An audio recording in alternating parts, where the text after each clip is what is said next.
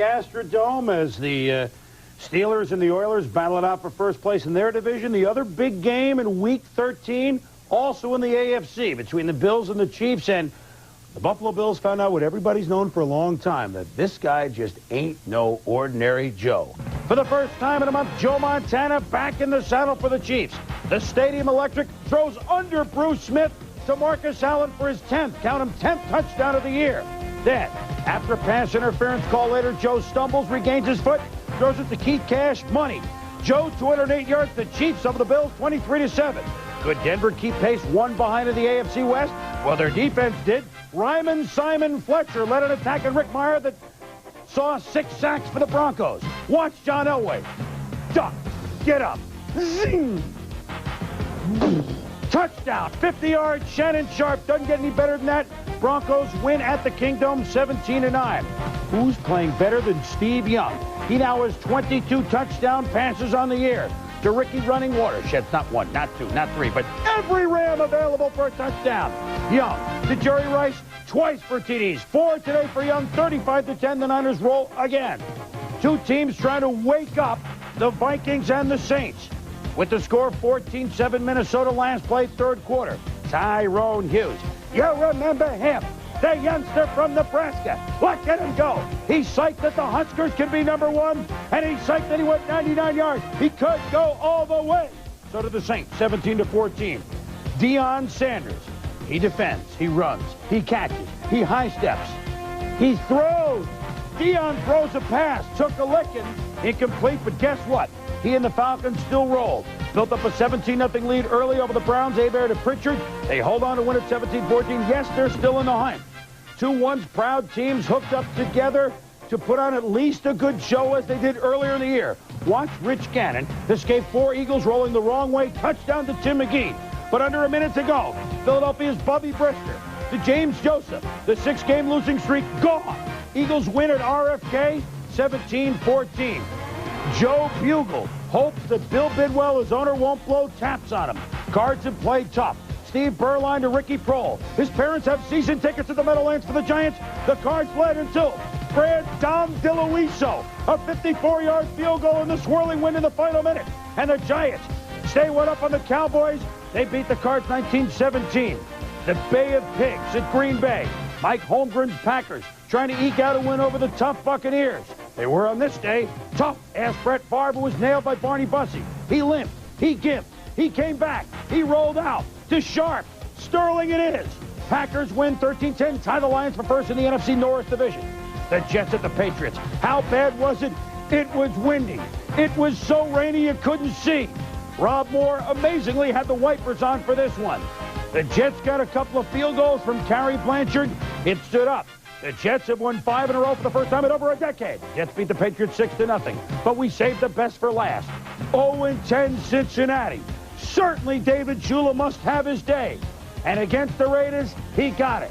Eric Ball a touchdown. And the suddenly tough Bengals defense made Jeff Hostetler pay. For the first time this year, it's the Bengals on the Francis interception, beating the Raiders 16-10. David Shula, 2-0 lifetime against the Raiders. His dad, Don, 5-11. You figure it out. When we return, Tom Jackson joins me. After further review, we'll review Joe. This halftime.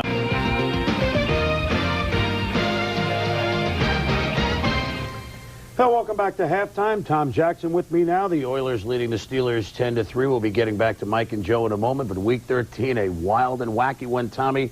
But I'll tell you what, Joe Montana certainly needs no further review.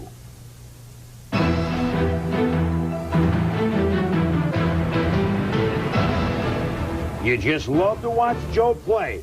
His patience. Look how patient he is finding Cash across the middle, Tom. Yeah, and all the great ones have that ability to look at the primary receiver. When he's covered, you go to the secondary guy. Here, Joe Montana, a classic job to keep Cash. On 3rd and 1, he knows the opponent. He knows that his guy, Cash, is bigger than their guys, the Bills, Tom. Yeah, read the scouting report. Nate Odom's at 5'10". His guy, Keith Cash, 6'4". You lob this one up like a jump ball. Cash comes down with it. And then Joe's mobility. Yes, he had the hamstring. Yes, he's not Randall Cunningham, but he moves enough and always has, Tom. Yeah, just enough mobility to slide to the right, slide to the left, clear a lane for himself to throw the football. And accuracy, well, no one's ever doubted Joe's accuracy. How much better can this be? Yeah, well, this was a pass that J.J. Burton could have closed his eyes and caught, but he'll learn. He's working with the master. And they got the pass interference call, and Joe knows you go right for the jugular. They did. The touchdown here to Keith Cash. The Chiefs over the Bills 23-7 after all the big games. Joe, don't tell me after a month off you're worried. You know, that jitters about getting back in for the first time. You don't want to make the bad plays, and unfortunately I made two. And, you know, on the whole, I'll take it, but yeah, hopefully it'll get a little better. Get a little better. That's scary for certainly Joe's opponents. I'll tell you what, who is getting better? Steve Young, the man he left in San Francisco. 4 touchdown passes today for Young against the Los Angeles Rams. They won 35-10. And oh, by the way, Jerry writes, this just in, he's good. Has there ever been a better receiver? I'll answer myself, no. Look at him grab that ball with the right hand, never puts his left hand to the football. Close to another TD right there, Chris. I think, and Steve Young said it to me, and Joe's told me, as well as all the top-flight quarterbacks, this game is all about pressure and how you deal with it. Steve Young is more relaxed than he's ever been as a Niner, and Joe has always been Joe Cool. Well, patience in the pocket, and Steve Young now he's always going to have a little bit of that to his game, and that's good for him because that's his natural style. He's never going to be Joe Montana, even though he learned from him. But the nervous feet are gone. He has that patience in the pocket. He looks for the second and third guy all the time now. Do we think that, and I know that Steve Young watched Joe Montana all those years. Now, obviously, the shadow, and the last thing he wants to hear is Joe again, but yet he was paying attention, wasn't he? Well, I think the things that he has learned from Joe Montana is this. Joe can come out after 3 weeks off, 4 weeks off. He can find a way to pick up on his game, and you can't tell that he's been out. And that's the subtle nuance of his game. It's a cerebral game for Joe Montana. Have you ever seen anyone like that have all of those skills at quarterback, Tommy? No. No, never. I think you see guys who can scramble, and they depend on that. You see guys who have the arm, they depend on that. Joe Montana has the whole package. Well, quarterback's hitting their stride at this start of the year, and if Joe Montana can stay healthy, well, boy, the Kansas City Chiefs now, even though the Dolphins have the best record in the conference, the Kansas City Chiefs like where they're sitting atop the AFC West. And if the Niners run the table, they'll have home field advantage in the NFC. We're only just warming up. Hey, we got a big second half coming up. A game to determine first place in the AFC Central.